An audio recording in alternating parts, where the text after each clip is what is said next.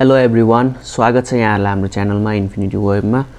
आज चाहिँ हामी CSS को चाहिँ सेकेन्ड भिडियो लिएर आएका छौं। फर्स्ट भिडियो यदि तपाईले हेर्नु भएको छैन भने चाहिँ माथि आई बटनमा अथवा डिस्क्रिप्सनमा रहेको लिंकबाट चाहिँ हेर्न सक्नुहुन्छ, जसमा चाहिँ हामीले कुरा गरेका थियौं CSS चाहिँ भनेको चाहिँ के हो र यसले कसरी काम गर्छ र हामी किन युज गर्छौं।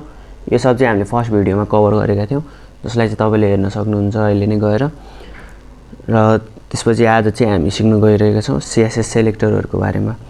सेलेक्टर चाहिँ धेरै नै प्रकारको हुन्छ र हामी चाहिँ मोस्ट इम्पोर्टेन्ट र धेरै युज हुने सेलेक्टरहरु चाहिँ आज कभर गर्न गइरहेका छौं, जसमा चाहिँ हामी फर्स्टमा हेर्छौं सिम्पल सेलेक्टर, त्यसपछि हामी एट्रिब्युट स्युडोहरुको बारेमा पनि हेर्ने छौं र यसमा चाहिँ हामी 5 वटा सेलेक्टरहरुको बारेमा कुरा गर्ने छौं। र अब चाहिँ ढिला नगरिकन भिडियोलाई स्टार्ट गरौँ।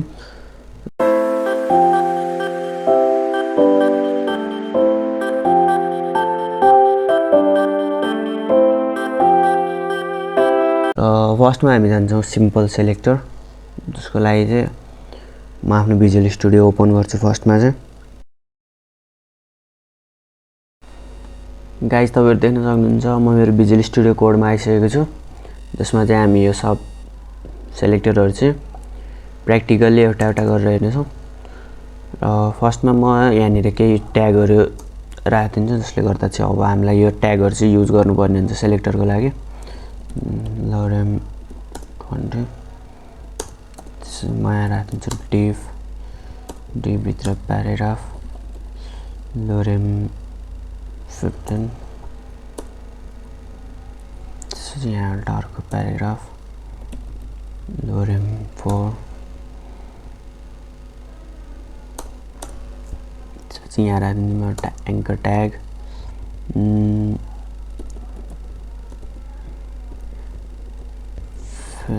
youtube.com।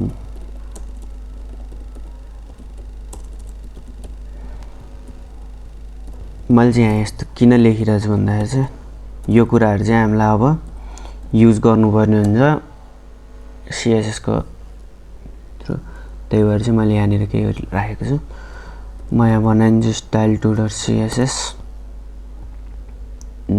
यो पुरानो भिडियोको थियो र यसमा म स्टाइल 1 लाई कमेन्ट आउट गरेर यो स्टाइल 2 लाई चाहिँ म लिंक गर्छु र यसलाई म लाइभ सर्भरबाट ओपन गर्छु। तपाईहरु देख्न सक्नुहुन्छ यहाँनिर केही पनि आएको छैन। फर्स्टमा हामीले केही लेखेका प्याराग्राफहरु र एउटा लिंक थियो, हामीले युट्युब राखेको थियौं, त्यो आछ। फर्स्टमा चाहिँ यसले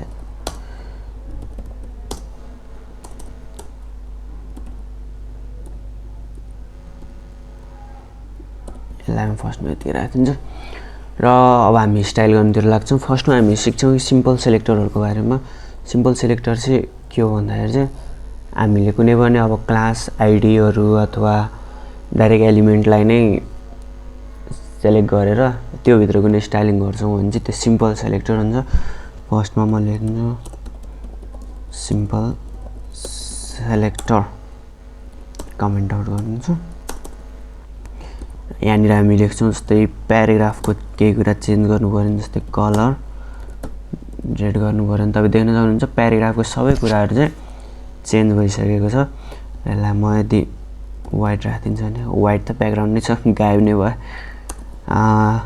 ग्रीन तपाईले देख्न सक्नुहुन्छ चेन्ज भइराछ।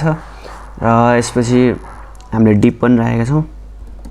डिपको पनि एकचोटी कलर चेन्ज गरेर रेड गर्दियौं, केही चेन्जै भएन किनकि डाइरेक्टली मैले प्याराग्राफलाई नै चेन्ज गरिरहेको छु भने डिप भित्र नै हाम्रो प्याराग्राफ नै छ, त्यही भएर केही पनि चेन्ज भएको छैन। यसलाई एकछिनको लागि म कमेन्ट गरिदिन्छु।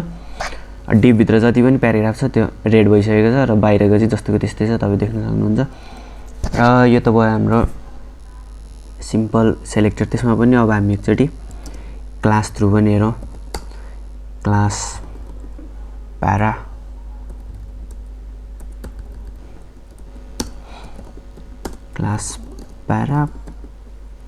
प्यारा 1 प्यारा 2 म यहाँबाट क्लासको थ्रु पनि एक्सेस गर्न सक्छु। जस्तै कि प्यारा राखेको थिएँ मैले प्याराग्राफको क्लास, त्यसमा चाहिँ म कलर ग्रीन राखिदिन्छु, जुन देख्न सक्नुहुन्छ। त्यसलाई ओभरराइड गरिदिएको छ किनकि डिप भनेको हाम्रो सेकेन्ड भयो। फर्स्टमा प्राइमरी चाहिँ यसको हामीले प्याराग्राफकै चेन्ज गरिसकेपछि डिपको यसले लिँदैन र तपाईँ देख्न सक्नुहुन्छ ग्रीन भइसकेको छ। जसमा चाहिँ अब म यहाँबाट प्यारा 1 को चाहिँ ब्याकग्राउन्ड रेड राख्न सक्छु। जस्तै देख्न सक्नुहुन्छ प्यारा 1 हामीले यहाँनिर डिफाइन गरेका थियौँ, त्यो चाहिँ चेन्ज भइसकेको छ। त्यसपछि अर्को छ हाम्रो अब आइडी कसरी सेलेक्ट गर्ने त। आइडी पनि सेम प्रोसेसमा जान्छौँ हामी। आइडी 1 र आइडी 2। आइडी चाहिँ कहिले पनि सेम हुनु हुँदैन किनकि आइडी भनेको जहिले पनि युनिक हुन्छ। आइडीलाई हामीले कहिले पनि सेम राख्नु हुँदैन। जस्तै देख्न सक्नुहुन्छ हामीले क्लासलाई चाहिँ एउटै राखेका छौँ, यो भयो यो यिनीहरू तीनटा चाहिँ हामीले क्लास चाहिँ सेम राखेका थियौँ। तर आइडी कहिले पनि सेम हुँदैन, यो चाहिँ ध्यान राख्नु होला, कहिले पनि सेम हुँदैन आइडी चाहिँ। हामी अब आइडीलाई पनि चेक गर्छौँ। आइडी 1 आइडी 2 को राख्छौँ हामी। ब्याकग्राउन्डमा राखिदिन्छु, वाइट त अलरेडी छ, ग्रे राखिदिन्छु। देख्न सक्नुहुन्छ यहाँनिर ग्रे आइसकेको छ, जुन चाहिँ आइडी हामीले यहाँनिर दिएका थियौँ सेकेन्डमा त्यसको कलर ग्रे आइसकेको छ। यो सबै त भयो हाम्रो सिम्पल सेलेक्टर, यो हाम्रो भयो सिम्पल सेलेक्टर। अब हामी जान्छौँ हाम्रो अर्को सेलेक्टर जुन छ हाम्रो एट्रिब्युट सेलेक्टर।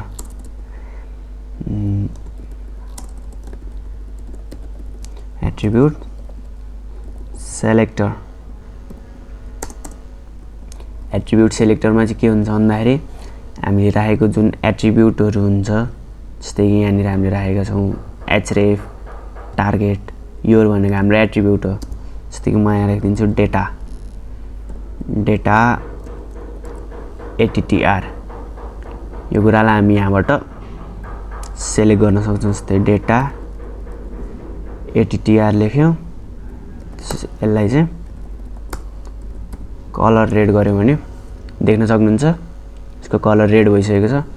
र यसमा म अर्को एट्रिब्युट पनि के राख्न चाहन्छु भन्दाखेरि चाहिँ एउटा प्याराग्राफको पनि म एट्रिब्युट राखिदिन्छु। जस्तै डेटा प्यारा भनेर, जुन चाहिँ तपाईँ देख्न सक्नुहुन्छ। म अब यहाँबाट चेन्ज हानिदिन्छु, डेटा, यो भयो हाम्रो एट्रिब्युट, जसलाई म अब यहाँ कलर ग्रीन दिन्छु, जुन यसको कलर चेन्ज भइसकेको छ ग्रीनमा, तपाईँ देख्न पनि सक्नुहुन्छ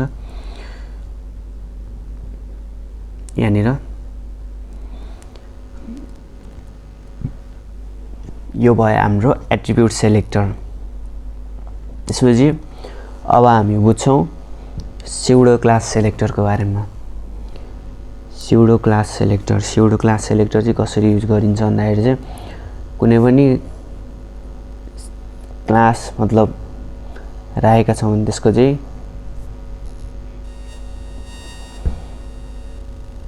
अब हामी बुझ्छौँ स्युडो क्लास सेलेक्टरको बारेमा। म यहाँ लेखिदिन्छु pseudo class selector comment out. यसमा हामी के बुझ्छौँ भन्दाखेरि चाहिँ फर्स्टमा हामी यसमा चाहिँ एङ्कर ट्याग थ्रु नै बुझ्छौँ। जस्तै कि तपाईँ देख्न सक्नुहुन्छ यहाँनिर एचरेफ राखेका छौँ र टार्गेट राखेका छौँ। यो चाहिँ के हो भन्दाखेरि चाहिँ अब हामी एङ्करमा चाहिँ के हेर्छौँ भन्दाखेरि चाहिँ जस्तै यसलाई अब हामीले भिजिट गऱ्यौँ भने चाहिँ के गर्ने, जस्तै अब कसैले फोकस गर्यो भने त्योहरू चाहिँ हेर्छौँ। फर्स्टमा हामी राख्छौँ स्युडो सेलेक्टरमा चाहिँ एङ्कर ट्याग युज गरेर, यसमा चाहिँ ओभर गर्दाखेरि के हुन्छ त्यो हेर्छौँ है त। ओभर गर्दाखेरि चाहिँ हामी अब जस्तै कर्सरलाई पोइन्टर राख्छौँ र कलर पनि चेन्ज गरिदिन्छौँ ग्रिनमा। जस्तै तपाईँ देख्न सक्नुहुन्छ यो पर्पल पर्पल टाइपको आइरहेछ। जब हामी ओभर गर्छौँ ग्रिन कलर भइरहेछ, यो कलर चेन्ज भइरहेछ र कर्सर पनि देख्न सक्नुहुन्छ, कर्सर पनि चेन्ज भइरहेछ, हातको औँला त्यहाँ जस्तो आइरहेछ। यो चाहिँ हामी स्युडो क्लास सेलेक्टरको थ्रु गर्छौँ। र यो त भयो स्युडो क्लास सेलेक्टर। अब हामी हेर्छौँ pseudo element selector. Pseudo element selector यसमा हामी हेर्छौँ कि हामीले कुनै पनि अब जस्तै प्याराग्राफ लेखेका छौँ भने त्यसको फर्स्ट लेटर चेन्ज हान्नु पर्यो नि। कसैको अब जस्तै म यहाँ लेखिदिन्छु H1 मा म नाम लेखिदिन्छु जोनसिना।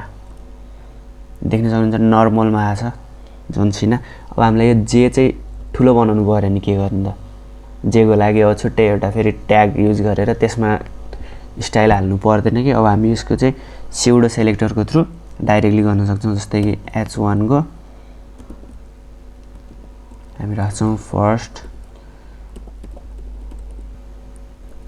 फर्स्ट लेटर राख्छौँ जसको चाहिँ फन्ट साइज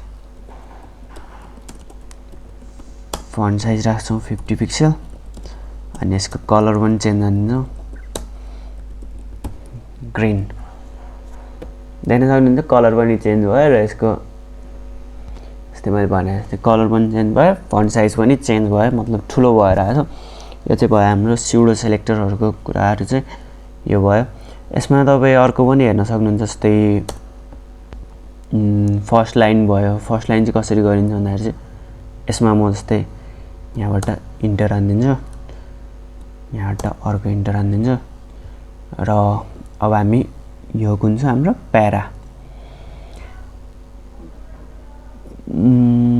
प्यारामा हेर्छौँ। अब डट प्यारा नभएर यसलाई म आइडी दिन्छु, आइडी प्यारा दिन्छु। आइडी प्यारा दिँदाखेरि चाहिँ यसले अरूलाई सेलेक्ट गर्दैन, यही जुन जसको आइडी छ त्यसलाई मात्रै सेलेक्ट गर्छ। किनकि हामीले प्यारा भन्ने क्लास चाहिँ अरूलाई पनि दिएका थियौँ। तपाईँ देख्न सक्नुहुन्छ यहाँ पनि छ, यहाँ पनि छ। त्यो सब चाहिँ सेलेक्ट नहोस् भनेर चाहिँ मैले आइडी दिएको र यसमा हामी राखिदिन्छौँ फर्स्ट लाइनलाई चाहिँ कसरी चेन्ज गरिन्छ भन्दाखेरि चाहिँ कलर रेड राखौँ, यसको फन्ट साइज 20 पिक्सल। देख्न सक्नुहुन्छ यो चेन्ज भइसकेको छ, जुन चाहिँ सायद तपाईँ कन्फ्युज हुनुभयो होला। मैले यसलाई एकै ठाउँमा राखेर चाहिँ त्यो सब भइरहेछ। यसलाई म जस्तै यहाँबाट ब्रेक लाइन राख्न सक्छु।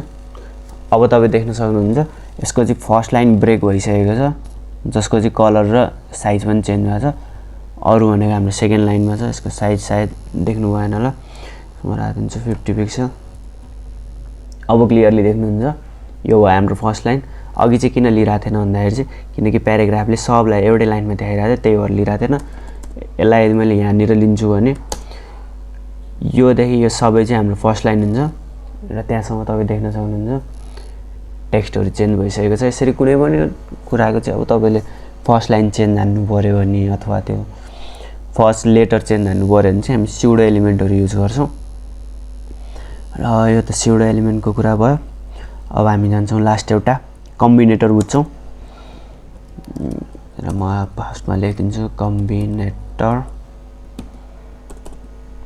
यसको युज चाहिँ किन गरिन्छ भन्दाखेरि चाहिँ कहिलेकाहीँ हुन्छ कि तपाईँले अब अघि गरेको जस्तो यहाँ प्यारा युज गर्नुभयो भने मतलब यो तिनटै सेलेक्ट भइरहेछ नि त। तर हामीलाई यदि यो मात्र सेलेक्ट गर्नु पऱ्यो भने जस्तै प्यारा नै युज गर्छौँ तर यो मात्र सेलेक्ट गर्नु पऱ्यो भने चाहिँ हामी त्यसको लागि चाहिँ कम्बिनेटरहरू युज गर्छौँ, कम्बिनेटर युज गर्छौँ। र कम्बिनेटरमा फर्स्टमा चाहिँ हामी के युज गर्छौँ भन्दाखेरि डिभ यो प्याराग्राफ। यो चाहिँ किन युज गरेको भन्दाखेरि चाहिँ डिभको डाइरेक्टली चाइल्ड हुनु पऱ्यो प्याराग्राफ, त्यो मात्र चेन्ज हुन्छ। जस्तै कलर प्रिन्ट देख्न सक्नुहुन्छ डिभको भित्रको कुराहरू मात्र चेन्ज भइरहेछ यहाँनिर। यो भयो हाम्रो डिभको बाहिरको कुरा जुन चाहिँ यो भयो, यो पनि प्याराग्राफ त हो तर यो चेन्ज हुँदैन किनकि हामीले डिभ भित्रको कुरालाई मात्र लिएका छौँ। यही कुरालाई यदि म यहाँ बाहिर पनि लेख्छु भने यो पनि लिँदैन किनकि हामीले डिभ भित्रकोलाई मात्र सेलेक्ट गरेका छौँ। यसले डाइरेक्ट चाइल्डलाई मात्र हेर्छ।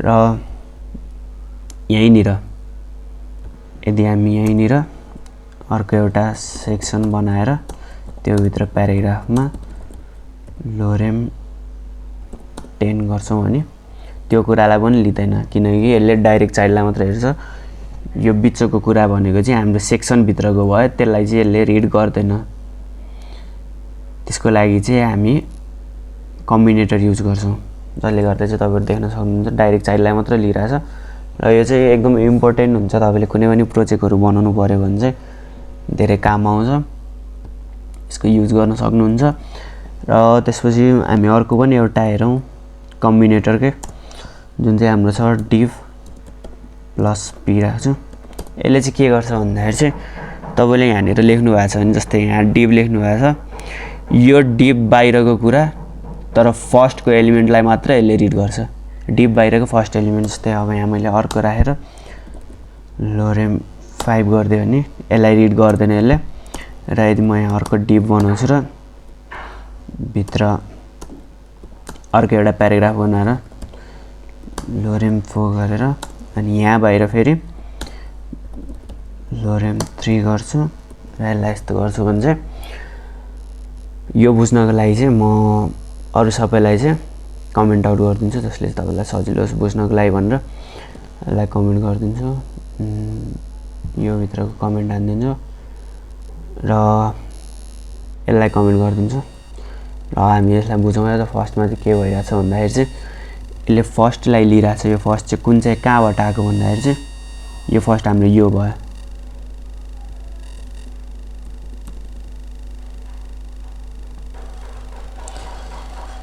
यसले बिगारेर रहेछ यसमा भयो हैन कलर रेड देख्न सक्नुहुन्छ फर्स्ट एलिमेन्टलाई जुन चाहिँ div भन्दा बाहिर तर सँगै आएको फर्स्ट एलिमेन्टलाई चाहिँ यसले रिड गर्छ जस्तै मैले भनेको थिएँ फर्स्टमा तपाईको यो div को सँगै आएको एलिमेन्ट भनेको यो प्याराग्राफ भयो जुन तपाईले देख्न सक्नुहुन्छ यो भयो यो माथिको भनेको div भन्दा भित्रको यो कुरालाई यसले रिड गर्दैन यो सँगै ठ्याक्क फर्स्टमा टच भएको एलिमेन्टलाई मात्र हेर्छ जस्तै यहाँबाट पनि सँगै टच भएको यो भयो हैन यसलाई म लेख्दिन्छु प्याराग्राफ 2 देख्न सक्नुहुन्छ यहाँ प्याराग्राफ 2 कलर चेन्ज भइराछ अब यो चाहिँ भयो हाम्रो कम्बिनेटर यसमा पनि भित्र धेरै नै हुन्छ कोडहरु चाहिँ तपाईहरुले देख्न सक्नुहुन्छ जस्तै हामीले त 5 वटा हेर्यौं यस भित्र पनि धेरै नै हुन्छ जस्तै कि अब तपाईलाई कुनै पनि कुराहरु अब अझ बढी भाषामा बुझ्न मन छ भने चाहिँ गुगलमा सर्च गरेर पनि हेर्न सक्नुहुन्छ अझ भाषामा बुझ्न मन छ भने चाहिँ तपाईहरुले गुगलमा सर्च गरेर पनि हेर्न सक्नुहुन्छ र आजको लागि चाहिँ यति नै गाइस र यदि तपाईहरुलाई हाम्रो भिडियो कस्तो लाग्यो कमेन्ट सेक्सनमा कमेन्ट गरिदिनुस् र यदि भिडियो राम्रो लाग्यो भने चाहिँ लाइक गर्नुस् च्यानललाई सब्स्क्राइब गर्नुस् र सक्दो शेयर पनि गरिदिनुस् धन्यवाद